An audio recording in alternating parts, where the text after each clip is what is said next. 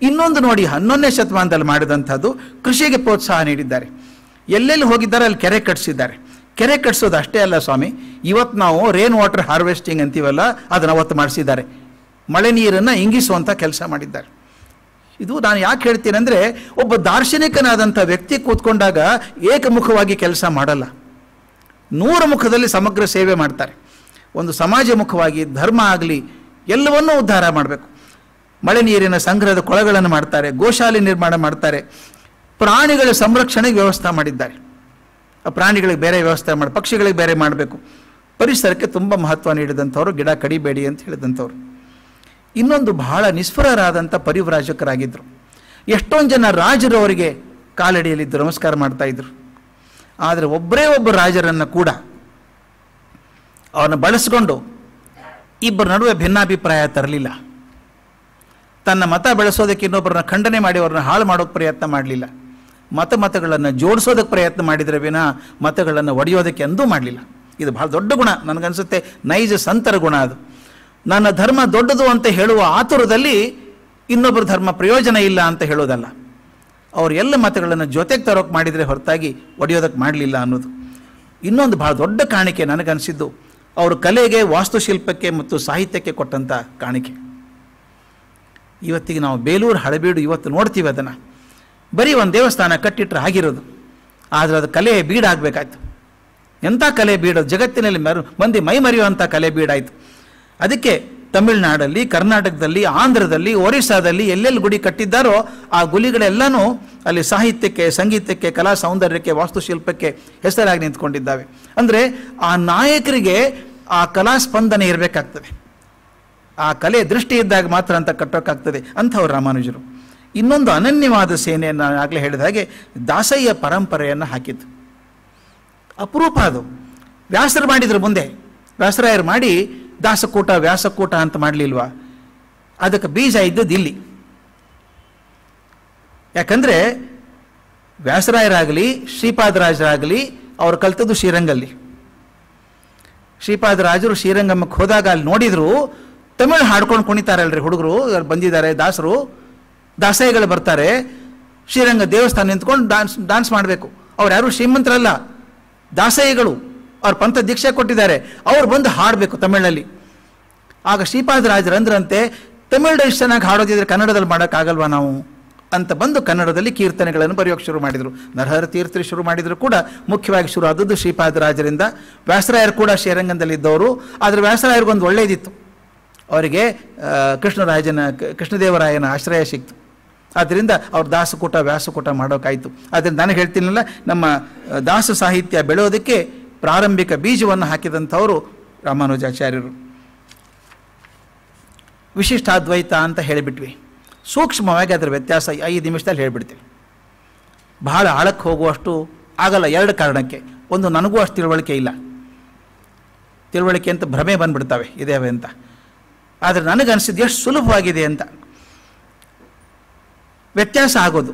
ಆಗಾಗಲೇ ಶಂಕರ ಭಗವತ್ಪಾದರು ಅದ್ವೈತ ಮತವನ್ನು ಸ್ಥಾಪನೆ ಮಾಡಿದರು. ಇವರಲ್ಲಿ ವ್ಯತ್ಯಾಸ ಏನು ಹಾಗಾದರೆ? ಇವ್ರದ್ದು ಅದ್ವೈತಾನೇ, ವಿಶಿಷ್ಟ ಅದ್ವೈತ.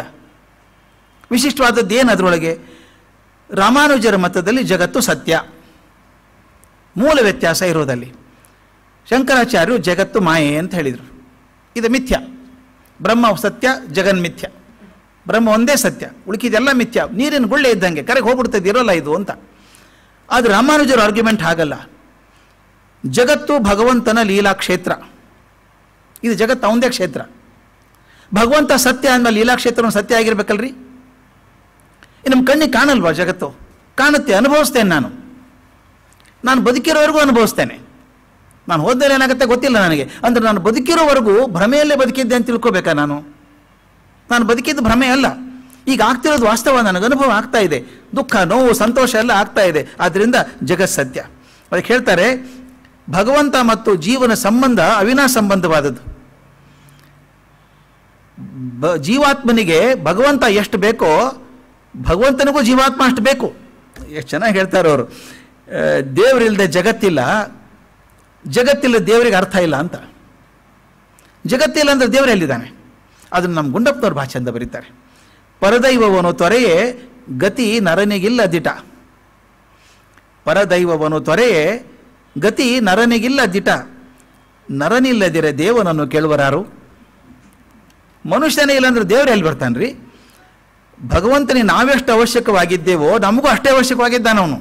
ಆದ್ದರಿಂದ ಇಬ್ಬರು ವಿನಾ ಸಂಬಂಧ. ಆದ್ದರಿಂದ ಜೀವ ವ್ಯರ್ಥ ಅನ್ನಬೇಡಿ, ಇದು ಜೀವ ಸತ್ಯ. ದೇವರು ಒಬ್ಬನೇ, ಅದು ಅದ್ವೈತ. ಆದರೆ ಇರೋದೆಲ್ಲವೂ ದೇವರೇ, ಆದರೆ ಜಗತ್ತು ಮಾಯೆ ಅಲ್ಲ. ಇದು ಅವನ ಗುಣವಿಶೇಷ, ಭಗವಂತನ ಗುಣವಿಶೇಷ. ಇದು ಎಷ್ಟು ಅದ್ಭುತ ಜಗತ್ತಲ್ರಿ. ಅವನ ಸೃಷ್ಟಿ ಅನ್ನಿಲ್ಲ, 84 ಲಕ್ಷ ಜೀವರಾಶಿಗಳನ್ನು ಮಾಡಿದ್ದಾನೆ ಅಂತ. ಜೀನಿಯಸ್ ಅನ್ನಲ್ಲ. ಎಲ್ಲೊಬ್ರು ಕೂತ್ಕೊಂಡು ವೈರಸ್ ಮಾಡಿದ್ರೆ ಅದ್ಭುತ ಅಂತೀವಿ ನಾವು. ಅಂಥದ್ದು 84 ಲಕ್ಷ ಜೀವರಾಶಿಗಳನ್ನು ಮಾಡಿ ಕಾಪಾಡ್ತಾನೆ ಅಂತ ಅನ್ನೋದಾದರೆ ಎಂಥ ಜೀನಿಯಸ್ ಇರ್ಬೇಕ್ರಿ. ಅದು ಗುಣವಿಶೇಷ ಅಲ್ವಾ? ಅದು ಭಗವಂತನ ಗುಣ.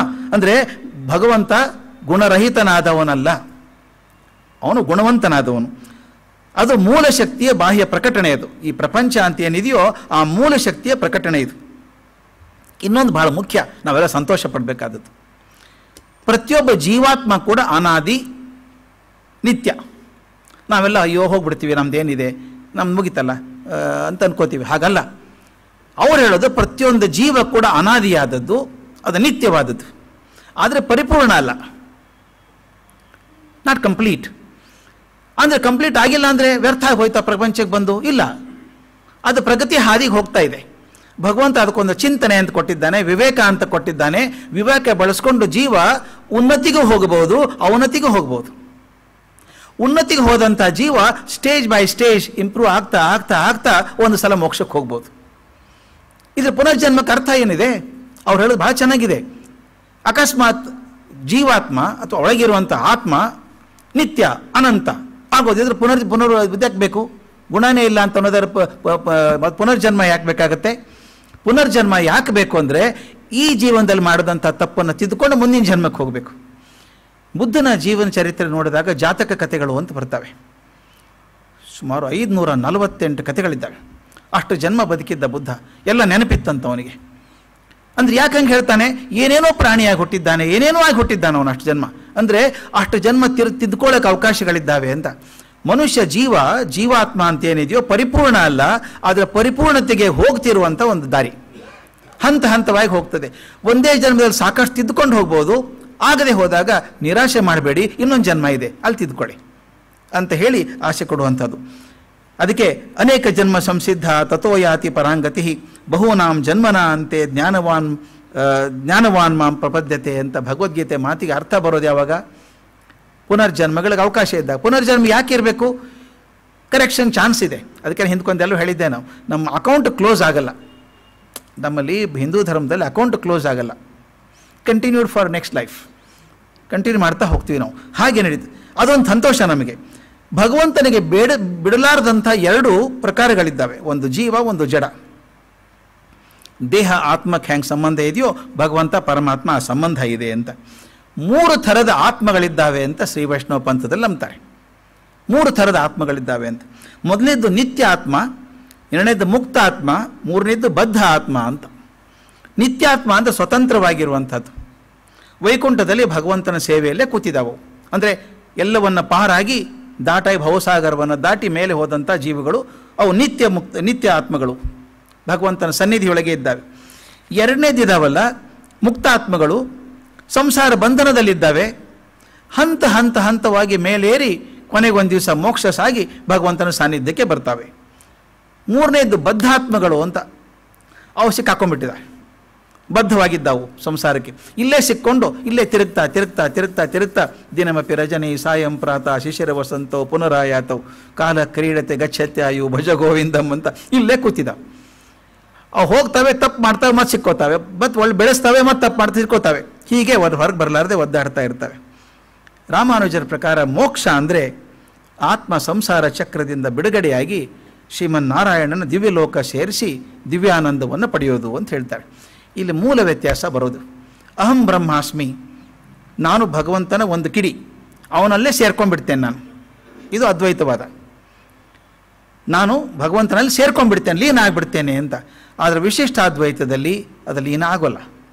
ಯಾಕಂದರೆ ಈ ಜೀವಾತ್ಮ ಅಂತ ಏನಿದೆ ಪರಿಪೂರ್ಣ ಅಲ್ಲ. ಎಷ್ಟೇ ಬೆಳವಣಿಗೆ ಆದರೂ ಕೂಡ ಅದು ಭಗವಂತನ ಸಾನ್ನಿಧ್ಯದಲ್ಲೇ ಇರ್ತದೆ ಹೊರತಾಗಿ ತನ್ನ ಪ್ರತ್ಯೇಕತೆಯನ್ನು ಕಳ್ಕೊಳ್ಳಲ್ಲ, ಭಗವಂತನ ಸೇರ್ಕೊಳ್ಳಲ್ಲ. ಯಾಕಂದರೆ ಭಗವಂತ ಎತ್ತರದಲ್ಲಿರುವಂಥವನು. ಅದೇ ವಿಶಿಷ್ಟಾದ್ವೈತ ಅನ್ನೋದು. ಅವನ ಅದ್ವೈತ ನಿಜ, ಅವನೊಬ್ಬನೇ. ನಾವೆಲ್ಲ ಅವನದೇ ಸೃಷ್ಟಿ, ಪ್ರಪಂಚ ಅವನದೇ ಸೃಷ್ಟಿ ಆದರೂ ಕೂಡ ನಾ ಎಷ್ಟೇ ಪ್ರಯತ್ನ ಮಾಡಿದರೂ ಅವನ ಸಮ್ಮುಖಕ್ಕೆ ಹೋಗಬಹುದೇ ಹೊರತಾಗಿ ನಾನು ಅದು ಆಗ್ಲಿಕ್ಕೆ ಸಾಧ್ಯ ಇಲ್ಲ. ಅದರಿಂದ ಅವ್ರು ಹೇಳ್ತಾರೆ, ಮುಕ್ತಿಗೆ ಭಗವಂತನ ಎಂದೂ ಸೇರೋದಿಲ್ಲ, ಸಾನ್ನಿಧ್ಯದಲ್ಲೇ ಇದ್ದರೂ ಕೂಡ ತನ್ನ ಪ್ರತ್ಯೇಕತೆಯನ್ನು ಕಳ್ಕೊಳ್ಳೋದಿಲ್ಲ ಅಂಥೇಳಿ ಕೊನೆ ಮಾತನ್ನು ಹೇಳ್ತಾರೆ. ಉಪೇಯ ಮತ್ತು ಉಪಾಯ ಅಂತ. ಉಪೇಯ ಅಂದರೆ ಗುರಿ. ನನ್ನ ಜೀವನದ ಅಂತಿಮ ಗುರಿ ಮೋಕ್ಷ, ಅದು ಉಪೇಯವಾದದ್ದು. ಆ ತಲುಪುವ ದಾರಿ ಉಪಾಯ, ಅದು ಕೂಡ ಭಗವಂತನೇ. ಮೋಕ್ಷವೂ ಭಗವಂತನೇ, ಮೋಕ್ಷಕ್ಕೆ ದಾರಿ ತೋರಿಸುವವನೂ ಭಗವಂತನೇ. ಆದರೆ ದಾರಿ ನಡೆಯುವಂಥ ಜವಾಬ್ದಾರಿ ನಮ್ಮದು. ಭಗವಂತನ ನೆನೆಸ್ಕೊಂಡು ನಡೆದ್ರೆ ಜಗತ್ ಸತ್ಯ. ಮಾಡುವಂಥ ಕರ್ಮಗಳನ್ನು ಭಕ್ತಿಯಿಂದ ಮಾಡಿ. ಇಲ್ಲದೆ ನಾನು ಅಯ್ಯೋ ಹೆಂಗೋ ಟೆಂಪರರಿ ಅಬೋರ್ಡು, ಅಲ್ಲಿರುವುದು ನಮ್ಮನೆ, ಇಲ್ಲಿರುವುದು ಸುಮ್ಮನೆ. ಸುಮ್ಮನೆ ಯಾಕಿದ್ದೀವಿ ನಾವಿಲ್ಲಿ? ಸುಮ್ಮನೆ ವ್ಯರ್ಥ ಮಾಡೋಕ್ಕೆ ಟೈಮ್ ಪಾಸ್ ಮಾಡಲಿಕ್ಕೆ ಬಂದಿಲ್ಲ ನಾವಿಲ್ಲಿ. We have come here for A specific purpose. ಅದನ್ನು ರಾಮಾನುಜರು ಹೇಳ್ತಾರೆ, ಈ ಜಗತ್ತು ಸತ್ಯ, ಓಡಿ ಹೋಗಬೇಡ, ನಾಳೆ ಮುಗಿದು ಹೋಯ್ತು ಅಂತ ಅನ್ಬೇಡ.